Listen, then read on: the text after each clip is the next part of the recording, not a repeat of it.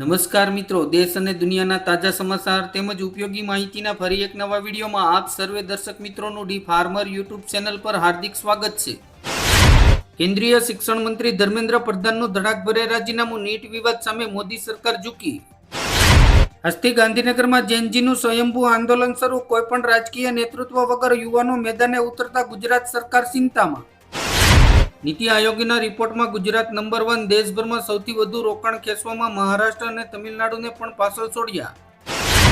ઝુકતી હે દુનિયા ઝુકાને વાલા સાહીએ, ધર્મેન્દ્ર પ્રધાનના રાજીનામા પર બોલ્યા અભિજીત દીપક, સીજેપીની પહેલી પ્રતિક્રિયા। અમદાવાદમાં વરસાદથી 16,000થી વધુ વાહનોને નુકસાન, 4,000 કાર અને 12,000 ટુ વ્હીલર પાણીમાં ગરકાવ। ગુજરાતમાં ભારે વરસાદ અને પૂરની વિનાશક અસર, રાજ્યમાં મૃત્યુનો આંક 56 પર પહોંચ્યો। અમદાવાદમાં વરસાદે 20 વર્ષનો રેકોર્ડ તોડ્યો, બોપાલમાં 20 ઇંચ વરસાદ। નર્મદા ડેમને લઈને મોટા સમાચાર, 24 કલાકમાં 26 સેમી વધી જળ સપાટી। ધર્મેન્દ્ર પ્રધાનના રાજીનામા બાદ દેવેન્દ્ર ફડણવીસ અને એકનાથ શિંદે દિલ્હી દોડ્યા, શિક્ષણ મંત્રાલયનો તાજ કોના શીશ પર? મિત્રો, તમારો વોટ કોને આપશો? કોમેન્ટ કરજો। ઉત્તરાખંડ અને મધ્યપ્રદેશ બાદ હવે હિમાચલ પ્રદેશમાં સરેઆમ થશે ગાંજાની ખેતી, સરકારે આપી દીધી લીલી ઝંડી। ગીર પંથકમાં સિંહ અને દીપડા દ્વારા માનવ પર થતા હુમલાનો સતત વધારો। દુબઈમાંથી દેશ નિકાલા કરાયેલા ભારતીયોની સંખ્યામાં સતત વધારો થઈ રહ્યો છે। સરકારે સંસદમાં વિદેશમાંથી દેશ નિકાલા કરાયેલા ભારતીયોના આંકડા રજૂ કર્યા। વાહન ચાલકો માટે ખુશખબર, નેશનલ હાઈવે ઓથોરિટી ઓફ ઇન્ડિયાનો નવો નિયમ, ટોલ ટેક્સમાં 40% સુધીનો મોટો ઘટાડો। ધર્મેન્દ્ર પ્રધાનના રાજીનામા બાદ વિપક્ષનો સરકાર પર હુમલો, કહ્યું આ તો શરૂઆત છે, મોદી શાહનો પણ વારો આવશે। મુસ્લિમ સંગઠનોએ જંતર મંતરના વિદ્યાર્થીઓના વિરોધ પ્રદર્શનને સમર્થન આપ્યું, આખો દેશ કાશ્મીર બની રહ્યો છે, મહેબૂબા મુફ્તી। વિશ્વની સૌથી મોટી પાર્ટીને ઝુકાવી દીધી છે, ધર્મેન્દ્ર પ્રધાનના રાજીનામા બાદ વિપક્ષમાં પણ ક્રેડિટ લેવાની રેસ। કોકરોચ જનતા પાર્ટીની તાત્કાલિક ધોરણે આંદોલન સમાપ્ત કરવાની જાહેરાત, વિદ્યાર્થીઓને ઘરે જવા અપીલ। તમામ એફઆરઆઈ રદ થશે, મૃતક વિદ્યાર્થીઓના પરિવારોને મળશે 1-1 કરોડ રૂપિયા, સરકાર અને સીજેપી વચ્ચે બની સહમતિ। પશ્ચિમ બંગાળમાં પંચાયત કાયદાને લઈને રાજકીય ઉથલપુથલ, ટીએમસીએ ભાજપ સરકારના નિર્ણય પર મોટો હુમલો કર્યો। ગુજરાતની શાંતિ ડોળવાનો કારસો, બસ સ્ટેન્ડ સળગાવવા અને પથ્થરમારો કરવાની ઓડિયો ક્લિપ વાયરલ। ગુજરાતમાં 54 દિવસમાં 46% વરસાદ, છતાંય ડેમોમાં જીવન જળ સંગ્રહ માત્ર 51.63%, ડેમોની વાસ્તવિક સ્થિતિના ચોંકાવનારા આંકડા। દુનિયાની સૌથી મોટી ઓઇલ કંપની અરામ્કો પર હુમલો, ઇમરજન્સી એલર્ટ જાહેર। મંત્રીપદ ગયું પણ કમાણી ચાલુ, રાજીનામા બાદ પણ ધર્મેન્દ્ર પ્રધાનને દર મહિને મળશે 1,25,000 રૂપિયા। મોદી સરકારનો મોટો નિર્ણય, ધર્મેન્દ્ર પ્રધાનના રાજીનામા બાદ પ્રહલાદ જોશી બન્યા નવા શિક્ષણ મંત્રી।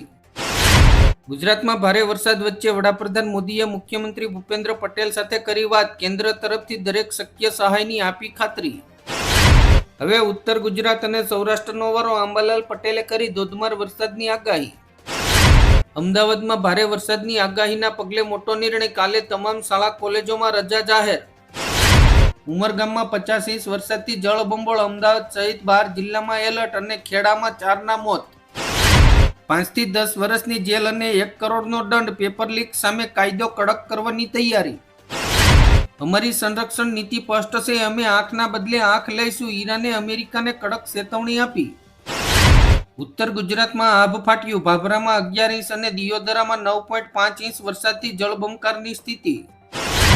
નવસારીમાં ભીષણ પૂરથી વાયુસેના મેદાને ઉતરી, 30થી વધુ લોકોને હેલિકોપ્ટરથી એરલિફ્ટ કરાયા। વૈશ્વિક સ્તરે ઝડપથી બદલાતા વ્યાપાર માહોલમાં સ્પર્ધાત્મક જાળવી રાખવા માટે ભારતીય સ્ટીલ ઉદ્યોગને નિકાસ માટે નવા માર્કેટ શોધવા પડશે। ગુજરાતમાં ભારે વરસાદથી બીજા દિવસે પણ રેલવે વ્યવહાર ખોરવાયો, વંદે ભારત સહિત 61 ટ્રેનો રદ।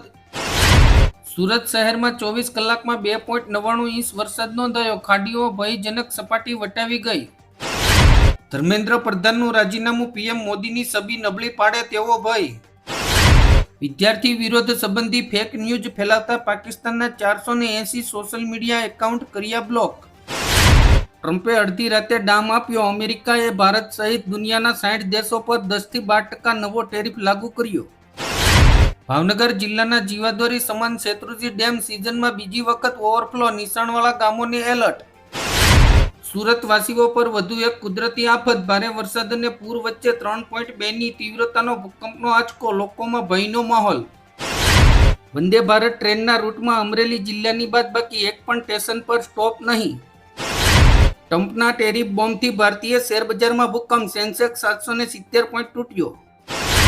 રાજકોટની ખોડિયાર ચટણી, રજતની નમકીન અને મહાદેવ નાસ્તા હાઉસને કરાયા સીલ. મોદી કેબિનેટે લીધા 2 મોટા નિર્ણયો, રેલવે પ્રોજેક્ટ અને 3 કેમિકલ પાર્કને આપી મંજૂરી. સાઉદી પ્રિન્સનું લંડનની લક્ઝરી હોટલમાં શંકાસ્પદ મોત, ડ્રગ્સ અને દારૂના ઓવરડોઝથી હૃદય બંધ થયું હોવાનું તારણ. ડુમસ અને સુવાલી બીચ પર જતા સુરતીઓ સાવધાન, 31 જુલાઈ સુધી દરિયા કિનારે જવા પર પ્રતિબંધ. સુરત પોલીસ કમિશનરે બહાર પાડ્યું જાહેરનામું. ચૈતર વસાવાના સમર્થનમાં ડેડિયાપાડામાં આપનું શક્તિ પ્રદર્શન, શકુંતલા વસાવા અને વર્ષા વસાવાએ ભાજપ પર કર્યો પ્રહાર. રાજ્યમાં ભારે મેઘખાંગા, પાટણના સાતલપુરામાં સૌથી વધુ 12 ઇંચ વરસાદ, ઉત્તર અને મધ્ય ગુજરાતમાં રેડ એલર્ટ. જેતપરની સત્યાગ્રહ છાવણીમાં કિન્નરોએ સાથી કૂટીને મહિલાઓએ સાજિયા લીધા. વિદ્યાર્થીઓને દેશના દુશ્મન માનવાનું બંધ કરે સરકાર, ધર્મેન્દ્ર પ્રધાનનું રાજીનામું અનિવાર્ય, સોનિયા ગાંધીના સરકાર પર આકરા પ્રહાર. હિમાચલમાં કાળજુ કંપાવનારી દુર્ઘટના, કડુનાલા પાસે પહાડ તૂટી પડતા ટેક્સી દટાઈ, 13 લોકોના કરુણ મોત. પેપર લીકના વિરોધમાં કોંગ્રેસની મોટી જાહેરાત, આવતીકાલે દેશભરમાં યોજાશે વિશાળ કેન્ડલ માર્ચ. સીજેપી શિક્ષણ મંત્રી ધર્મેન્દ્ર પ્રધાનના રાજીનામાની માંગ પર અડગ, સરકારે શનિવાર બપોર સુધીનો સમય માંગ્યો. માફી માંગો અને ધર્મેન્દ્ર પ્રધાનની હકાલપટ્ટી કરો, પીએમ મોદીના વિડીયો પર રાહુલ ગાંધીનો પ્રહાર. ઉપવાસ સામે સરકાર ઝૂકી, સોનમ વાંગચુકે કહ્યું, મને લેખિતમાં ખાતરી અપાઈ, સરકારે 3 માંગ સ્વીકારી. બેંકો અને વીમા કંપનીઓ માટે આવશે એક જ કસ્ટમર આઈડી, વારંવાર કેવાયસીમાંથી મળશે મુક્તિ.